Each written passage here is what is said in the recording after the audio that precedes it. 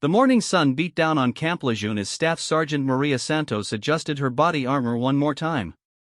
At 5 feet 4 inches and weighing barely 130 pounds, she looked almost comically small next to the towering Marines surrounding her.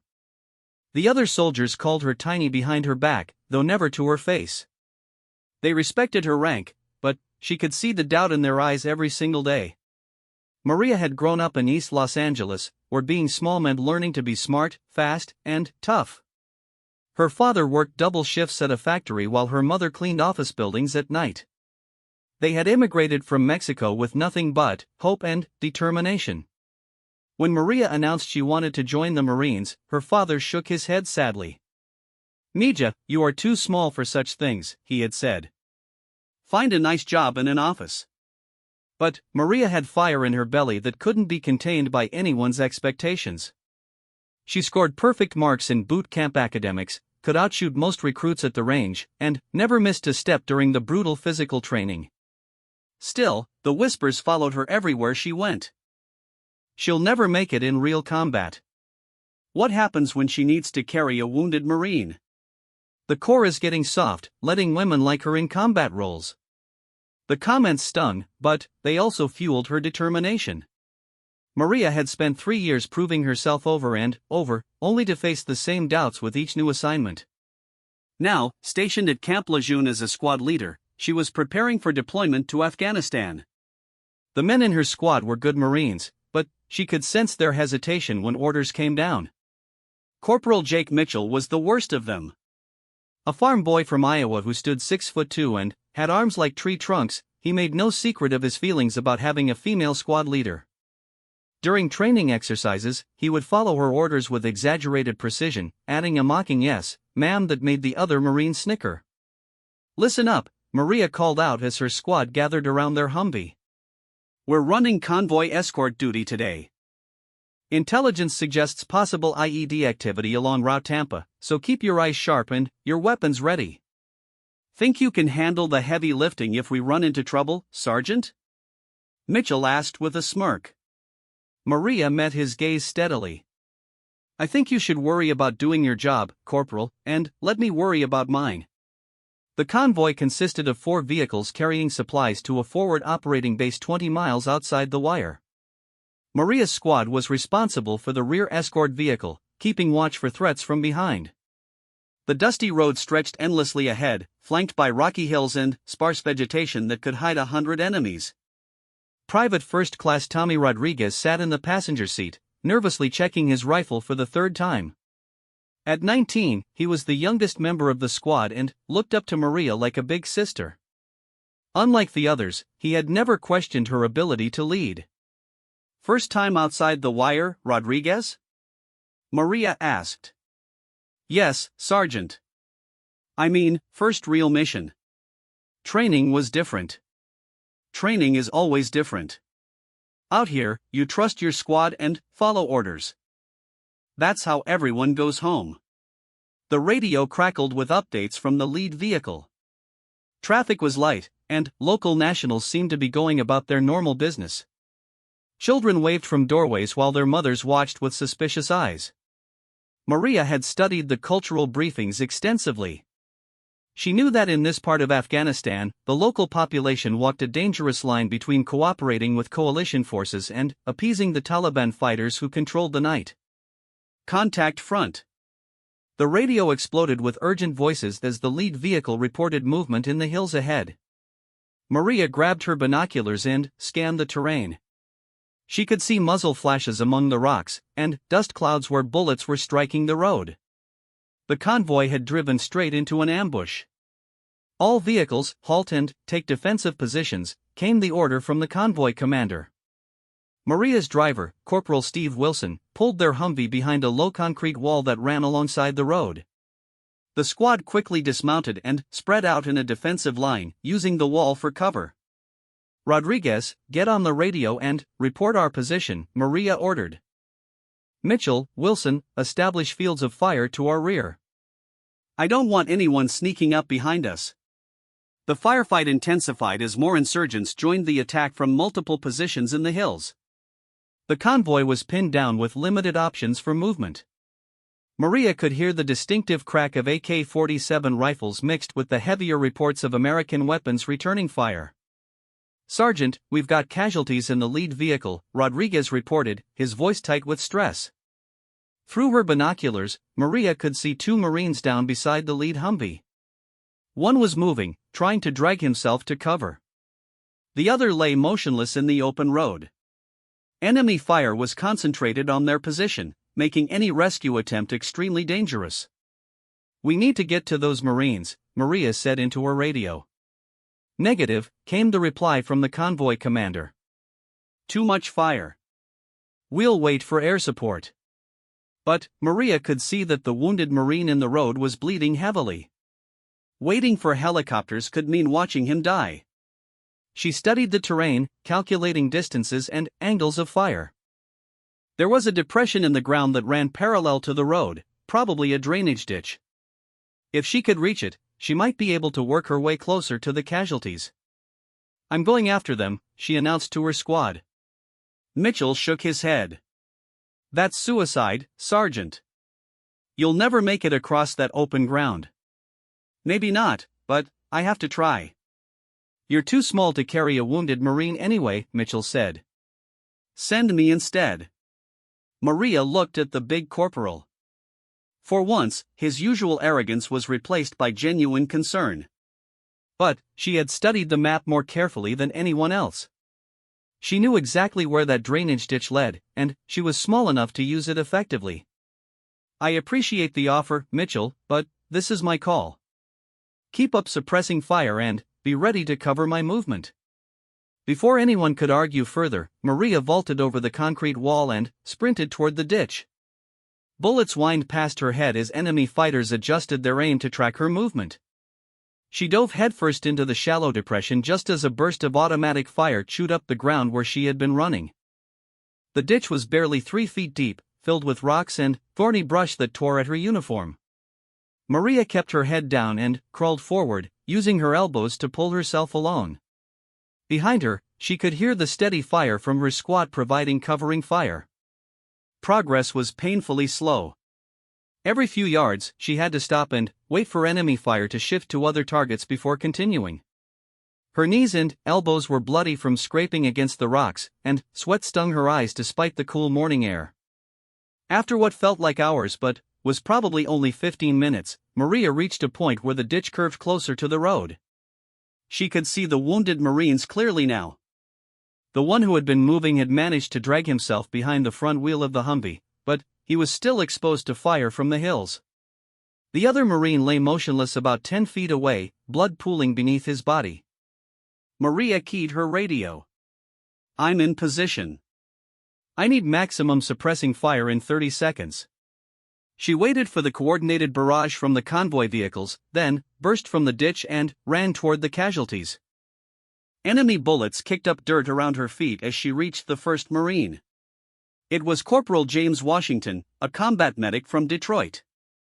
He was conscious but pale, with a bullet wound in his left shoulder and another in his thigh.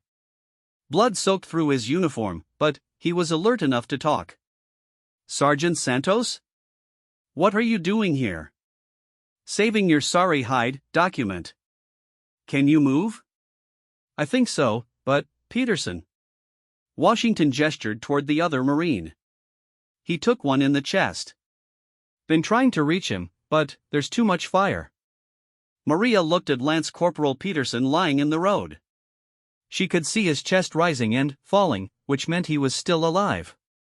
But he was losing blood fast, and his position was completely exposed to enemy fire. "Doc, I'm going to get you to cover first, then come back for Peterson." "Negative, Sergeant. Peterson needs help now. Leave me and get him." But Maria had already made her decision. She grabbed Washington under his good arm and half-carried, half-dragged him toward better cover behind the engine block of the Humvee. The corporal was bigger than her, but adrenaline gave her strength she didn't know she possessed. Once Washington was safely positioned, Maria turned her attention to Peterson. The young Marine was barely conscious, his face gray with blood loss. A bullet had torn through his body armor and lodged somewhere in his chest cavity. Maria sprinted back into the open road and dropped down beside Peterson. Enemy fire immediately concentrated on her position, bullets striking the asphalt inches away. She could hear her squad laying down everything they had to try and protect her. Peterson's eyes fluttered open as she reached him. "Sarge? That you?" "Yeah, it's me. We're getting you out of here." Peterson was at least 6 feet tall and weighed probably 190 pounds. Under normal circumstances, Maria would never be able to carry him. But these weren't normal circumstances. She got her arms under his shoulders and began dragging him toward the Humvee. The world exploded around them as enemy fighters poured automatic weapons fire at their position. Maria felt something tug at her sleeve, then burn across her ribs. She had been hit, but there was no time to worry about it now. Step by agonizing step, she pulled Peterson across the road. Her back screamed with effort, and her legs trembled from the strain. Blood from her own wound mixed with Peterson's on her uniform, making her grip slippery. Halfway to cover, Peterson went limp. For a terrifying moment, Maria thought he had died. Then, she saw his chest still moving and realized he had lost consciousness from blood loss. "Come on, Peterson," she grunted through clenched teeth. "Don't you quit on me now." With a final surge of desperate strength, Maria hauled Peterson behind the relative safety of the Humvee's engine compartment. Washington immediately went to work on his fellow Marine, using his medical training to stabilize the chest wound. "How bad?" Maria asked, breathing hard. "Bad enough. He needs a hospital, not a field dressing." The firefight continued to rage around them. Enemy positions in the hills seemed endless, and ammunition was running low among the convoy vehicles. Maria got on the radio to request immediate medical evacuation, but the response was not encouraging. "Medevac is standing by, but they can't land with that much fire coming from the hills. You need to neutralize those positions first." Maria studied the enemy positions through her binoculars. The insurgents had chosen their ambush site well. Multiple fighting positions among the rocks provided overlapping fields of fire and mutual support. Taking them out would require careful coordination and probably more firepower than the convoy possessed. But, as she watched, Maria noticed something the enemy fighters probably didn't realize. Their positions were situated on a reverse slope, which meant they had limited visibility to the east. If someone could work their way around to that side, they might be able to attack from an unexpected direction. It would be dangerous, requiring a long movement through open ground. And whoever made the attempt would be completely on their own, cut off from support from the convoy. Maria looked down at Peterson, whose breathing was becoming more labored despite Washington's efforts to treat him. Time was running out. Someone had to do something, or they were going to lose him. She made her decision and began checking her gear. This time, she wasn't going to ask permission or wait for orders. 2 Marines were depending on her, and she wasn't about to let them down. The radio crackled with reports from other vehicles. Ammunition was running critically low, and there was still no word on when air support might arrive. The convoy commander's voice showed the strain of command under fire.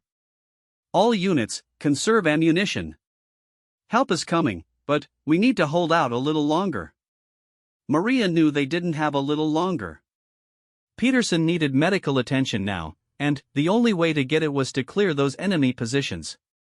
She checked her rifle one more time and began planning her route. The sun climbed higher in the sky, promising another scorching day in the Afghan desert.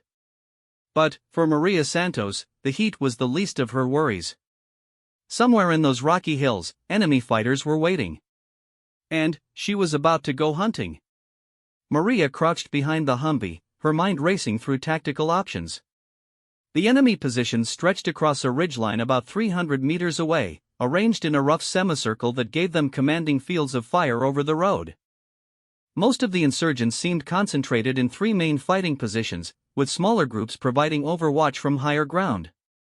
"Washington, how's Peterson doing?" she asked the wounded medic.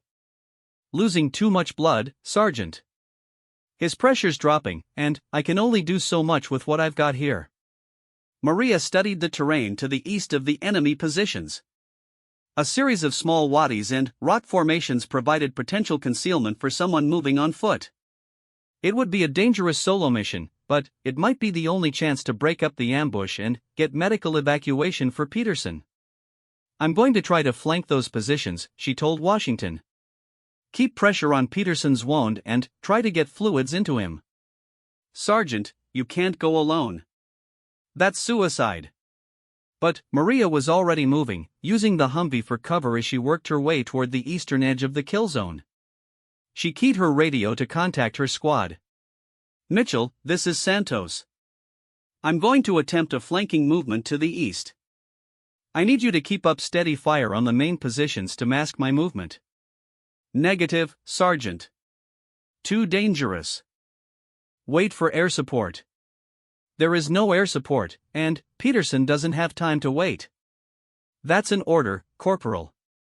Maria could hear the frustration in Mitchell's voice as he acknowledged her command. Whatever his personal feelings about female Marines, he was a good soldier who followed orders. She waited for the next exchange of fire, then sprinted from behind the Humvee toward a cluster of rocks about 50 meters to the east. Enemy fire tracked her movement, but the angle was awkward for the insurgents, and most of their rounds went wide. The rocks provided good cover, but they also marked the beginning of the most dangerous part of her movement. From here, she would be largely on her own, moving through broken terrain with limited support from the convoy. Maria checked her gear one more time. She carried a standard M4 rifle with 6 magazines, plus her sidearm and basic combat equipment. Not much for taking on an entrenched enemy position, but it would have to do. The first wadi was shallow and filled with loose shale that made quiet movement almost impossible. Every step seemed to generate small avalanches of rock that echoed off the canyon walls. Maria moved in short rushes, pausing frequently to listen for signs that she had been detected. After 20 minutes of careful movement, she reached a position where she could observe the enemy fighters from the side. What she saw made her stomach tighten with concern. There were more insurgents than intelligence had indicated, at least 15 or 20 fighters spread across multiple positions. Most wore traditional Afghan clothing, but their weapons and equipment showed signs of military training. Several carried radios, and their positions were well coordinated with overlapping fields of fire. This wasn't a random group of farmers with rifles. These were experienced fighters who knew their business. Maria worked her way closer, using every piece of available cover. The sun was climbing higher, and heat was beginning to build in the rocky terrain. Sweat stung her eyes and made her grip slippery on her rifle. From her new position, she could see the main enemy command post situated among a cluster of large boulders. 3 men worked around radio equipment while a 4th watched the convoy through binoculars. Taking out the command post might disrupt their coordination enough to give the convoy a chance to break contact. But first, she needed to deal with the nearest fighting position, which contained at least 4 insurgents with an automatic weapon. They were about 100 meters away, focused on the convoy and unaware of her presence. Maria settled into a firing position behind a weathered rock formation. The range was longer than ideal for her M4, but manageable with careful shot placement. She controlled her breathing and lined up her sights on the insurgent manning the machine gun. The first shot took the gunner in the center of his chest, dropping him instantly.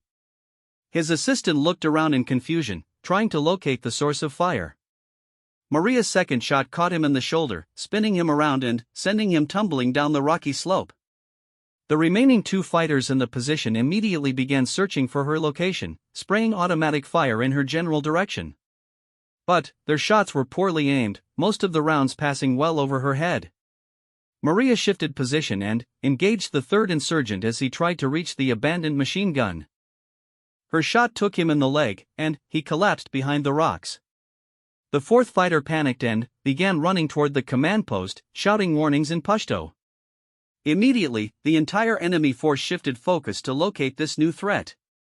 Radio chatter increased dramatically, and fighters began moving from their positions to search the eastern approaches.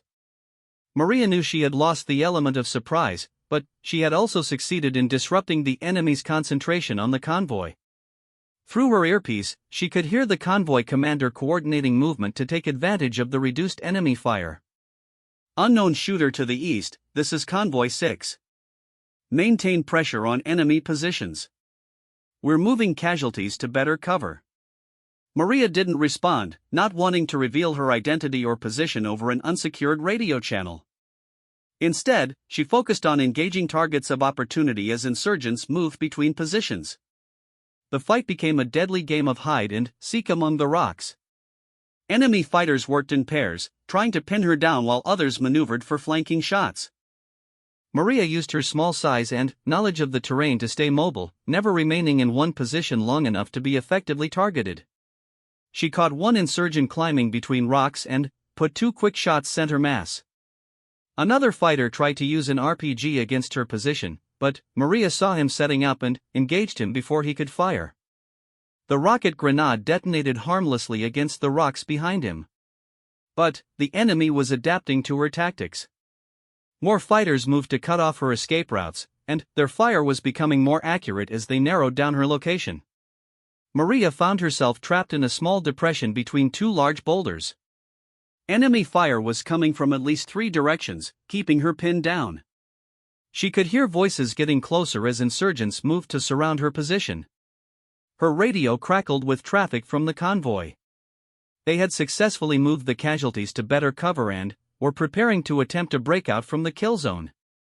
But they couldn't leave without knowing what had happened to their missing squad leader. "Santos, this is Mitchell. What's your status?" Maria keyed her radio briefly. "Still in the fight. Get Peterson to medical attention. We're not leaving without you, Sergeant." But Maria knew the convoy couldn't wait much longer. Peterson needed surgery, and ammunition was running critically low among all the vehicles. Every minute they delayed increased the chances of losing more Marines. She studied the terrain around her position, looking for options. The depression where she sheltered connected to a narrow crack in the rocks that might provide an escape route. But reaching it would require exposing herself to enemy fire from multiple directions. An insurgent voice called out in accented English, "American soldier. You are surrounded. Surrender and you will not be harmed." Maria almost laughed despite her situation. She had grown up in East LA, where surrender wasn't part of the vocabulary. Her father had taught her that sometimes you had to fight even when the odds were against you. Instead of answering, she pulled a grenade from her equipment and prepared to make her move. If she was going down, she was taking some of the enemy with her. But before she could act, the distinctive sound of rotor blades echoed across the valley. 2 Apache attack helicopters appeared over the eastern ridge, their 30mm cannons already tracking targets among the rocks. The enemy fighters immediately shifted their attention to this new threat, abandoning their positions to seek cover from the helicopter's devastating firepower. Maria seized the opportunity to sprint for the crack in the rocks. She made it halfway before an insurgent spotted her movement and opened fire. Bullets chipped rock fragments around her as she dove for cover. But the Apache crews had also seen the muzzle flashes, and their response was immediate and overwhelming. The hillside erupted in explosions as the helicopters engaged every enemy position with rockets and cannon fire. In less than 2 minutes, the organized ambush was reduced to scattered individuals fleeing through the rocks. Maria worked her way back toward the convoy, moving carefully through terrain that might still contain bypassed enemy fighters. Her uniform was torn and bloody, and exhaustion was beginning to set in as adrenaline levels dropped. She could hear the convoy vehicles starting their engines, preparing to move Peterson and Washington to the nearest medical facility. The helicopters continued to patrol overhead, ensuring the area remained clear of enemy activity. When Maria finally reached the convoy, she found her squad gathered around the lead vehicle. Mitchell looked relieved to see her alive, though he tried to hide it behind his usual gruff demeanor. "Thought you were dead, Sergeant." "Not today, Corporal." "How are Peterson and Washington?" "Washington's stable." "Peterson." The medic treating him shook his head grimly. "He's lost a lot of blood, but he's got a fighting chance if we get him to surgery soon." Maria looked down at the young Marine lying unconscious on a stretcher. His face was pale, but his breathing seemed stronger than before. Washington sat nearby, his arm in a sling but alert enough to offer a weak smile. "Thanks for coming after us, Sergeant. Wasn't sure anyone would risk it." "That's what Marines do, document. We don't leave people behind." The convoy commander approached, a grizzled master sergeant with 20 years of experience. "Hell of a thing you did out there, Santos.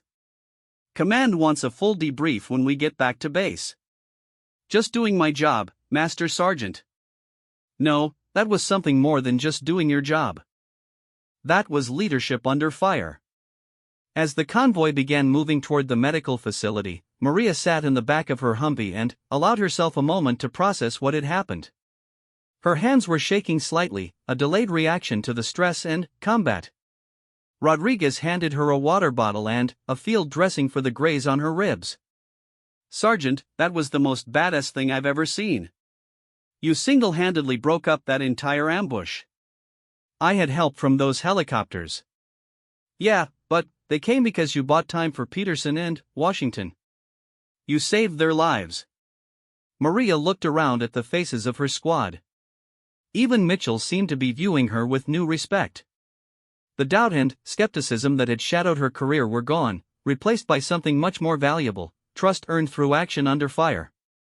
But, as the convoy rolled through the Afghan countryside, Maria knew this was just one mission. Tomorrow would bring new challenges, new opportunities to prove herself, and new chances to demonstrate that courage came in all sizes. The radio crackled with updates from base. Peterson was being prepped for immediate surgery upon arrival, and Washington was listed in stable condition. Both Marines would recover, thanks to quick action under fire. Maria closed her eyes and leaned back against the Humvee's armored wall. Her father's words echoed in her memory: "Mija, you are too small for such things." Maybe she was small, but today she had proven that size wasn't what mattered most in a fight. What mattered was heart, training, and the refusal to quit when people were counting on you. The convoy sped through the desert, carrying 2 wounded Marines toward medical care and 1 female sergeant toward a reputation that would follow her for the rest of her career. 3 weeks after the ambush, Maria stood outside the base hospital watching Peterson take his first steps without assistance. The young Marine moved slowly, favoring his left side where the chest wound was still healing, but he was alive and walking. That was more than anyone had dared hope during those desperate minutes on the road. "Sergeant Santos." Peterson called out when he spotted her. "Doc cleared me for light duty starting Monday." Maria walked over to where Peterson sat on a bench outside the medical facility. His color had returned to normal, and, though he had lost weight during his recovery, his eyes were bright and alert. "How are you feeling, Peterson?" "Like I got hit by a truck, but better every day." "Washington told me what you did. Said you carried me across that road while taking fire." Maria shrugged, uncomfortable with the attention. "Any Marine would have done the same thing." "Maybe, but you're the one who did it. Word is getting around about what happened out there." Indeed, word had gotten around. The story of the small female sergeant who single-handedly rescued 2 wounded Marines had spread throughout the base with the speed that only military gossip could achieve. But, with the attention came unwanted complications. Maria had been interviewed by everyone from battalion intelligence to embedded journalists. Each telling of the story seemed to grow larger, until she barely recognized her own actions in the heroic narrative that emerged. The media attention was particularly difficult to handle. Reporters wanted to focus on her gender and size, treating her actions as somehow more remarkable because she was a woman. Maria found their questions patronizing and missed the point entirely. "How does it feel to break barriers for women in combat?" one journalist had asked. "I wasn't thinking about barriers," Maria had replied. "I was thinking about getting my Marines to safety." But, the reporter had persisted, clearly disappointed that Maria didn't fit the narrative they wanted to tell. They seemed to want her to be either a crusader for women's rights or a tomboy trying to prove she could be one of the boys. She was neither. The most difficult interview had been with a colonel from division headquarters who was conducting an official review of the incident. Colonel Margaret Hayes was a career officer who had fought her own battles for recognition in the male-dominated military hierarchy. Sergeant Santos, your actions were commendable, but they also violated established protocols for convoy security. You left your assigned position without orders and conducted an unauthorized solo mission behind enemy lines. Maria had expected this criticism. Military regulations existed for good reasons, and her decision to act independently could be seen as a breakdown in command structure. Yes, ma'am. I understand that my actions were outside normal parameters. Why did you make the decision to act alone rather than wait for support? Peterson was bleeding out, Colonel. Every minute we waited decreased his chances of survival. I assessed the tactical situation and determined that immediate action was necessary. Colonel Hayes studied the report in front of her. Your squad leader, Corporal Mitchell, states that he volunteered to make the rescue attempt instead of you. Why did you refuse? This was the question Maria had been dreading.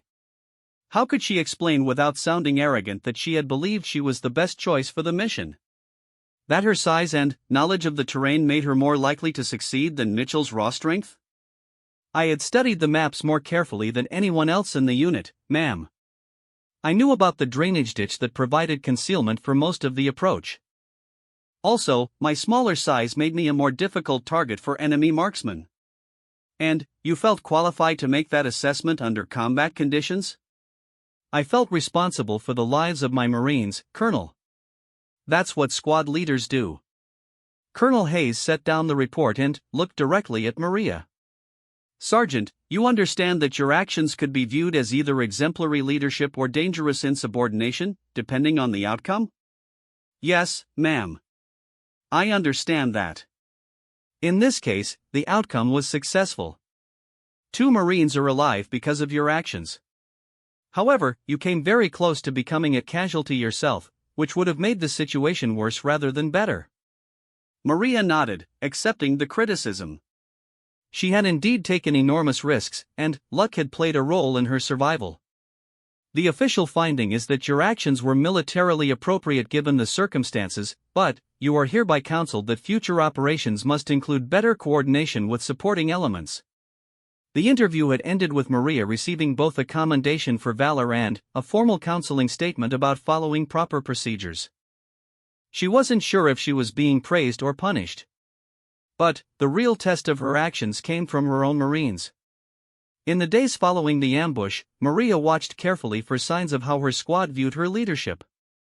Military units were small communities where trust and confidence could make the difference between life and death. Mitchell had been the most difficult to read. The big corporal had said little about the incident, but Maria noticed subtle changes in his behavior. He no longer made sarcastic comments about her orders, and he had started addressing her as sergeant rather than the barely respectful ma'am he had used before. The breakthrough came during a training exercise 2 weeks after the ambush. The squad was practicing urban warfare techniques in a mock village constructed for training purposes. Maria was explaining the plan for clearing a complex of buildings when Mitchell raised his hand. Sergeant, what if we encounter civilians in the target building?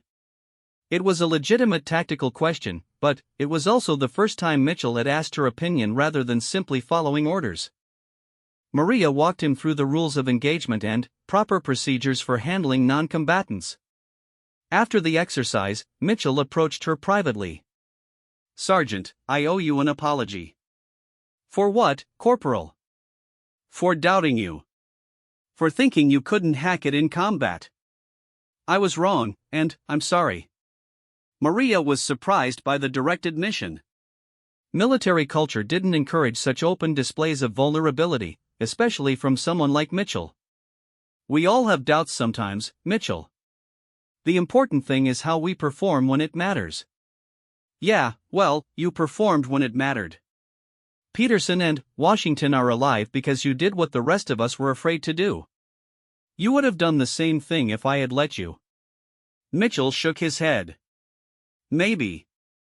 But I wouldn't have had the brains to use that drainage ditch for cover. I would have tried to bull my way across the open ground and probably gotten killed. The conversation marked a turning point in the squad's dynamics. Rodriguez had always supported Maria, but now Mitchell became an active ally rather than a reluctant follower. Wilson and the other squad members took their cue from Mitchell's changed attitude. But perhaps the most meaningful response came from Peterson himself. When he was finally released from the hospital, he asked to speak with Maria privately. "Sergeant, I know everyone's been making a big deal about what happened, but I wanted to thank you personally." "You don't need to thank me, Peterson. Just focus on getting back to full strength." "No, I do need to say this. When I was lying in that road, I was scared I was going to die. Not just scared of dying, but scared of dying alone, forgotten. When you came back for me, when you risked your life to get me out of there, it wasn't just about saving my life. It was about showing that I mattered, that I was worth the risk." Peterson's words hit Maria harder than any official commendation or media attention. This was what military service was really about, the bonds between Marines that went beyond rank or gender or any other artificial distinction. "Every Marine matters, Peterson. That's not just a slogan. I know that now. But I also know that not every leader would have done what you did. Most would have waited for orders, followed proper procedure, and let me bleed out while they covered their own careers." Maria wanted to protest that assessment, but Peterson held up his hand.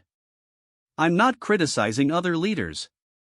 I'm just saying that when the moment came, you chose to act. You chose to risk everything for two Marines you barely knew. That's the kind of leader I want to follow." The conversation with Peterson crystallized something Maria had been struggling to understand about leadership. It wasn't about being the biggest or strongest or loudest. It wasn't about following every rule or impressing superior officers. Leadership was about making hard decisions when lives were at stake and living with the consequences. As the weeks passed, Maria noticed other changes in how she was perceived on base. Officers who had previously treated her with polite indifference now sought her opinions on tactical matters. Other female Marines began approaching her for advice about dealing with discrimination and proving themselves in combat roles. One conversation particularly stuck with her. Lance Corporal Jennifer Kim was a young Marine struggling with the same issues Maria had faced early in her career. "Sergeant, how do you deal with people who think you don't belong in combat?" "You prove them wrong, Kim. Not with words, but with actions." "But what if I'm never given the chance? What if I'm always assigned to safe jobs because they don't trust me?" Maria remembered her own frustration with similar assignments. "You prepare for your chance. Study tactics, improve your marksmanship, stay in shape, and be ready when the opportunity comes." Did you always know you could do what you did out there? Maria considered the question carefully. "No, I didn't know. I hoped I could, but I didn't know until I was tested." That's true for every Marine, male or female. You don't really know what you're capable of until you're forced to find out. Were you afraid? Terrified. But I was more afraid of letting my Marines down than I was of getting killed. Kim nodded thoughtfully. That makes sense. I guess I've been so worried about proving I belong that I forgot what we're really supposed to be doing here. What we're supposed to be doing is taking care of each other. Everything else is secondary. The conversation with Kim helped Maria understand her own evolution as a leader. She had started her career focused on proving herself worthy of respect. But real leadership wasn't about earning respect through individual heroics. It was about creating an environment where everyone could perform to their potential. 3 months after the ambush, Maria received orders for a new assignment. She was being promoted to staff sergeant and transferred to a leadership position at the Marine Corps' Urban Warfare Training Center. Her job would be to develop tactics and train other Marines in close-quarters combat. The promotion ceremony was held on a sunny morning in the base chapel. Maria's parents had flown in from Los Angeles for the occasion, along with her younger brother who was considering his own military career. As the base commander pinned the new rank insignia on her collar, Maria thought about the journey that had brought her to this point. She remembered the doubt in her father's eyes when she first announced her intention to join the Marines. She remembered the skepticism of drill instructors and fellow recruits who questioned whether she belonged in their world. Most clearly, she remembered lying in that drainage ditch under enemy fire, crawling toward 2 wounded Marines who needed her help. In that moment, none of the doubts or preconceptions had mattered. There were only Marines in trouble and a leader willing to risk everything to bring them home. After the ceremony, Peterson and Washington approached to congratulate her on the promotion. Both Marines had fully recovered from their wounds and were preparing for their next deployments. "Sergeant Santos, or should I say Staff Sergeant Santos," Peterson said with a grin, "I wanted you to know that I requested assignment to whatever unit you're leading next." "That might not be possible, Peterson. I'm going to be training Marines, not leading them in combat." "Then, I want to be one of the Marines you train. I figure if you can teach other people to be half as good a leader as you are, we'll have the best Marines in the Corps." Washington nodded in agreement. "Count me in too, Staff Sergeant. I've learned more about leadership from watching you than from all my formal training combined." As Maria looked at the faces of the Marines around her, she realized that the journey was far from over. There would be new challenges, new opportunities to prove herself, and new Marines who needed leaders they could trust. But, for the first time in her career, Maria felt truly confident in her abilities. She had been tested under the worst possible conditions and had not been found wanting. The doubts that had plagued her early career were gone, replaced by the quiet confidence that came from knowing exactly what she was capable of. The ceremony ended with the traditional cake cutting, but Maria's thoughts were already turning toward her new assignment. Somewhere out there were young Marines who needed the kind of training that would keep them alive in combat. And Maria was ready to teach them everything she had learned about leadership, courage, and the bonds that held Marines together in the darkest moments. 2 years later, Staff Sergeant Maria Santos stood before a classroom of 40 Marines at the Urban Warfare Training Center in Quantico, Virginia. The faces looking back at her represented every background imaginable: farm boys from the Midwest, city kids from Detroit and Los Angeles, college graduates and high school dropouts, men and women of every race and ethnicity that made up modern America. What they all shared was the skeptical expression that Maria recognized from her own early days in the Corps. These Marines had heard the stories about the small female instructor who had single-handedly rescued 2 wounded Marines in Afghanistan. But stories were one thing, and the reality of learning combat tactics from someone who looked like she could be knocked over by a strong wind was another entirely. "Good morning, Marines," Maria began, her voice carrying easily to the back of the classroom. "Over the next 6 weeks, you're going to learn urban warfare tactics that could save your life and the lives of your fellow Marines. Some of you are probably wondering what a 5'4" female sergeant can teach you about combat. That's fair. I wondered the same thing when I was sitting where you are." A few chuckles echoed through the room, and Maria could see some of the tension leaving the students' faces. "But here's what I learned during 3 deployments to Afghanistan and Iraq: combat isn't about being the biggest or strongest person in the fight. It's about being the smartest, the most prepared, and the most committed to bringing everyone home safely." Maria clicked a remote, and the screen behind her displayed an aerial photograph of an Afghan village. "This is the village of Sangar, in Helmand province. 2 years ago, a convoy carrying medical supplies was ambushed on this road. The enemy had superior numbers, better positions, and the element of surprise." She clicked to the next slide, showing casualty reports and tactical assessments. 2 Marines were critically wounded in the opening minutes of the fight.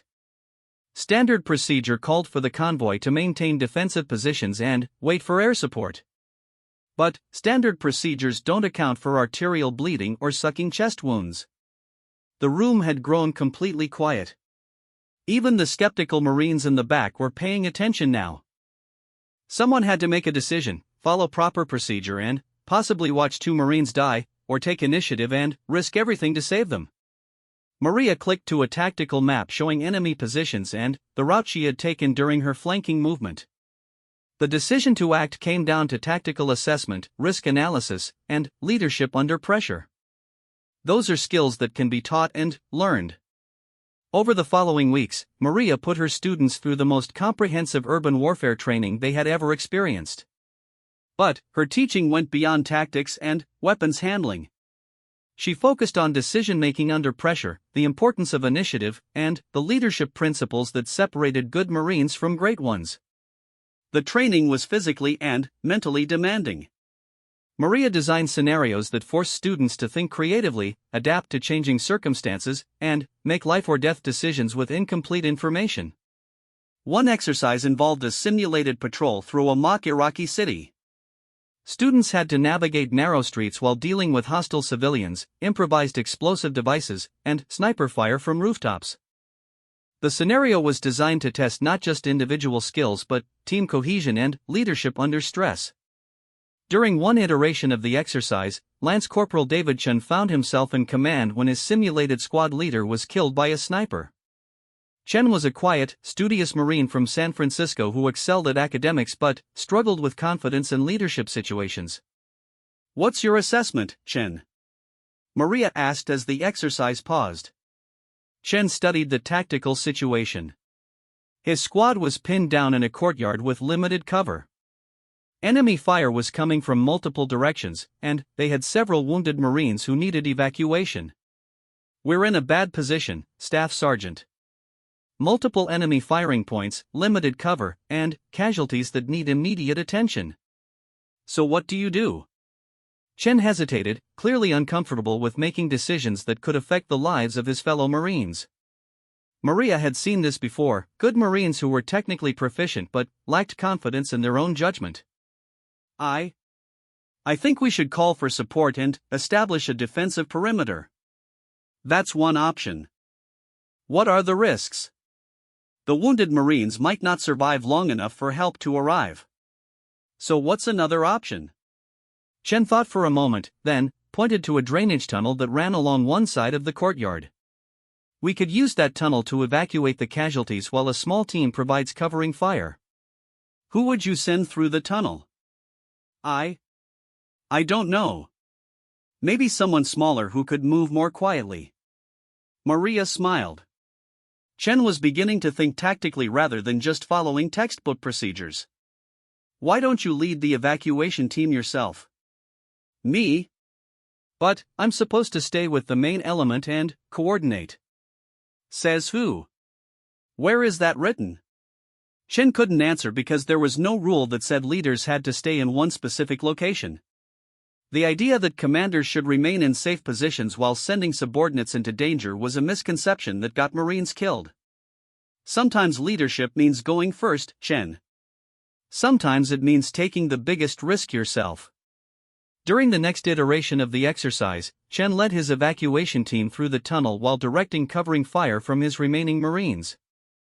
The evolution was successful, and Maria could see new confidence in the young Marine's posture and decision-making. But Maria's teaching went beyond tactical exercises. She also focused on the psychological aspects of leadership, particularly for Marines who didn't fit the traditional warrior stereotype. After one particularly challenging day of training, she found Lance Corporal Sarah Mitchell sitting alone in the barracks common area. Mitchell was a mechanic from rural Alabama who had volunteered for infantry training despite having no combat experience. "Rough day, Mitchell?" "Yes, Staff Sergeant. I'm starting to think I don't belong here." Maria sat down across from her. "Why's that?" "I'm not like the other Marines. I've never been in a fight in my life. I grew up fixing tractors, not shooting people." "What made you volunteer for this training?" Mitchell was quiet for a moment. "My brother was killed in Iraq. IED attack. I wanted to do something that might help prevent other families from going through what we went through." "That's as good a reason as any." "But you're right that you're different from some of the other Marines here." "The question is whether the difference is a weakness or a strength." "How could it be a strength?" "Because you bring a different perspective. You see problems that career infantry Marines might miss." "During today's exercise, you were the only one who noticed that the building we were supposed to clear had been structurally compromised by the simulated IED blast." Mitchell looked surprised. "I just noticed the way the doorframe was cracked. It looked like the kind of damage I've seen in barns after tornadoes." "Exactly. Your background as a mechanic gave you knowledge that potentially saved lives." "That's not a weakness, Mitchell. That's an asset." Over the course of the training, Maria watched Mitchell grow into a confident and capable Marine. Her mechanical knowledge proved invaluable in understanding how explosive devices worked and how buildings responded to combat damage. But the most challenging student Maria encountered was Corporal James Rodriguez, a Marine with 2 previous combat deployments who questioned everything she taught.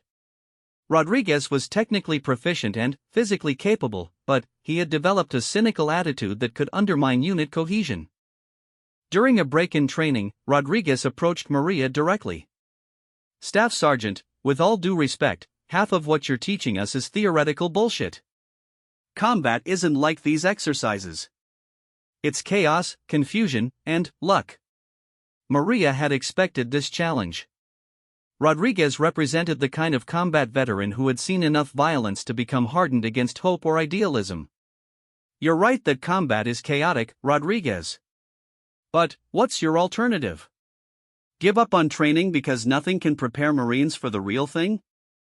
"I'm saying that all this talk about leadership and initiative is nice in theory, but when bullets start flying, most people just try to survive." "Is that what you did during your deployments?" Rodriguez was quiet for a moment. "I did my job.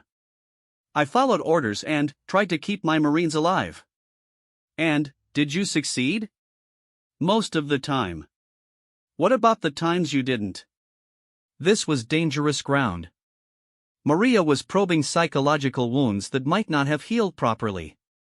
But Rodriguez had opened the door by challenging her methods. "We lost 2 Marines during my first deployment. IED attack. Nothing anyone could have done to prevent it. I'm sorry for your loss. But did you learn anything from that experience that could help other Marines avoid similar casualties?" Rodriguez thought about the question seriously. "We got careless. Started taking the same routes, using predictable patrol patterns. The enemy figured us out and set a trap. So the lesson is? Vary your tactics. Don't become predictable." That's exactly the kind of knowledge we're trying to pass on here. Your experience, both positive and negative, can save lives if it's properly shared and integrated into training. Over time, Rodriguez became one of Maria's most effective assistant instructors. His combat experience provided credibility with students, while Maria's teaching methods helped him articulate lessons that he had learned through painful trial and error. The 6-week course culminated in a comprehensive field exercise that tested everything the Marines had learned. Students were divided into squads and given a complex mission involving multiple objectives in a simulated urban environment. Maria watched from the observation tower as Chen led his squad through a building clearing operation.